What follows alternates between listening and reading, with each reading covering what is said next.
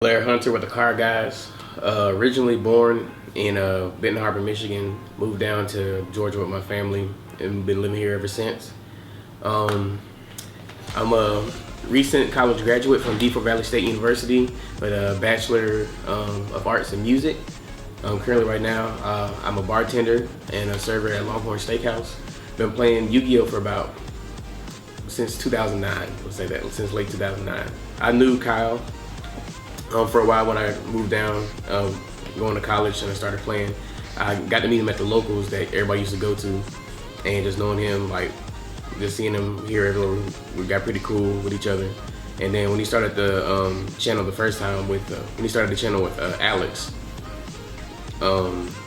like I talked to him like, hey, this is kind of cool that like I kind of want to do something like that because we traveled a lot together. I think it was after the topping YCS Charleston. That I got my second premier top at YCS Charleston, and then I won our OTS tournament here in Georgia. I think that was when Kyle came forth and officially offered me a position to be like part of the team, like not actually like making the videos, but just being on the team, like being like a part of the TheCardGuyz. And I was like, hell yeah, I would love to do that. Like, so pretty much going with that, I was the first inaugural member of the TheCardGuyz, like outside of like him and Alex. So like that was really cool, like getting that opportunity, and then the rest was history after that. The benefits of having a team, pretty much you got your own like Yugi family. Of course you have your regular family if you have family like that, if you're close to them or not. But like within the game itself, you have like a group of people that you can get together and like, of course, do Yu-Gi-Oh related stuff. Like the people on your team are usually your travel partners, where you go to events with, what you bounce deck ideas off of each other, build consolidated lists. So we have like the best build. Like when you get a whole bunch of minds working together and get like a brainstorming group going, you get more feedback, especially if they actually really knowledgeable and know what they're talking about. Like the people on our team, we have like our teammates are insane. Like with Cody, Peter, you know he sucks. Chris LeBlanc, Desmond, and Ben. You pretty much like just think of those names, and then like the people that have rings in the group and are actually like so they actually like do nothing but study. They do other stuff, of course, but they study the game. Like Noah, talking with Noah about the game, I say he's really like really knowledgeable about the game, along with like Ben and Chris. Like literally, like a conversation with Noah, we're just talking about stuff, and he'd say like random cards, and like he'll know what like the cards actually do, like random obscure cards that see no play, and like he'll think of crazy combos with it and stuff, and it's just amazing to just see him do that live, like right there, and it's like amazing. And then like also with the team, like you have a chance to be competitive with each other. Like one person might win the tournament, and they'd be like, oh well, he can't be the only one winning one or getting tops. Like it's gonna push me further to want to get my own ring, get my own top.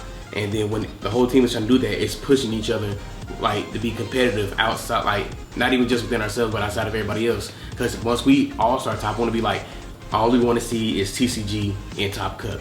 Like when we get to the point where all of TCG is like all the names are in a top cut of an event, then like we've definitely made it. So actually doing the YouTube videos, when I first got on the team, it was just me like being a player. And then when Alex started getting more involved into school, that's when Kyle came and asked me, like, hey, can you start doing videos for the channel? And it was something I wanted to do. Like it looked really interesting, and I did follow like some other people on YouTube that like I was a regular like watcher of YugiTube, and I kind of like felt like that was something I would want to do later on. And when he asked me, gave me the opportunity to do it, I was like, sure, I'll do it. I can say starting off, it was a little intimidating at first. Like I don't have a problem like being like in front of people. I'm a performer. Like that's what I do. Like I perform. I play saxophone. I dance. Like I've done sports and everything where I've had to perform in front of like hundreds, thousands of people, and like that's no problem for me. But it's a different aspect when you have to do something in front of a camera and then you put it up later for people to criticize it. Some good, some bad, but it was a different spectrum that I haven't like been a part of yet. And like starting off, he did like had to try and coach me up a little bit. Like he had to be like, hey, speak up more, look into the camera, make sure your angles are good. I remember my first video I actually did by myself. Like it was just me sitting in like a computer chair, just leaning back, and the camera's just like this.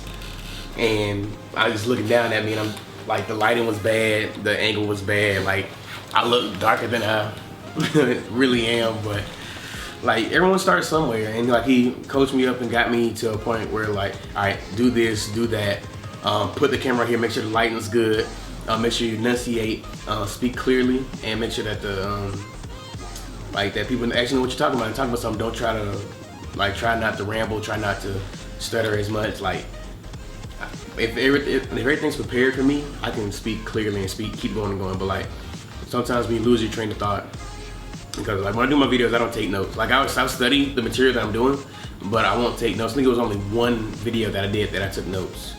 But like when you don't take notes and you lose your train of thought, you try to hurry up and get back on track, and you kind of stutter a little bit, kind of stumble on your words. But it's all a learning process. All right, so Super Guyz Inc. Like literally, this store got me to where I am today as a player. I started back in 2009. I was playing at this store called Stairway Toys. It's in Macon, Georgia. That's actually where I first met Kyle, and then I met Dion as well. He's from that same area in Macon, Georgia. So I went there with some of my friends from college. We started going there trying to get more competitive and everything. I sucked back then. Like I sucked. Like I had people there that were like good, but at that point, I wasn't at a level where they wanted to consistently help me. I had people try to take me under their wings.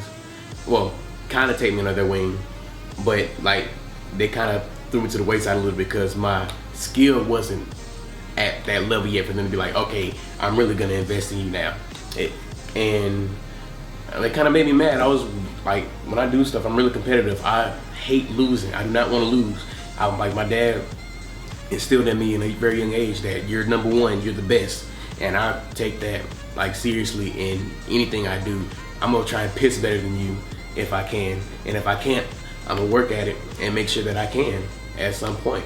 Like the work never stops. So like they told me about this store up in Roswell, Georgia called Super Guyz, and I'm like, oh, Super Guyz, I haven't heard anything about it. So I start going there, and then I start seeing like all the players that were there. Like everybody there was competitive. Even the scrub players were competitive, like playing like tier 5 decks, but they're gonna come out there and they're gonna try to go after your ass.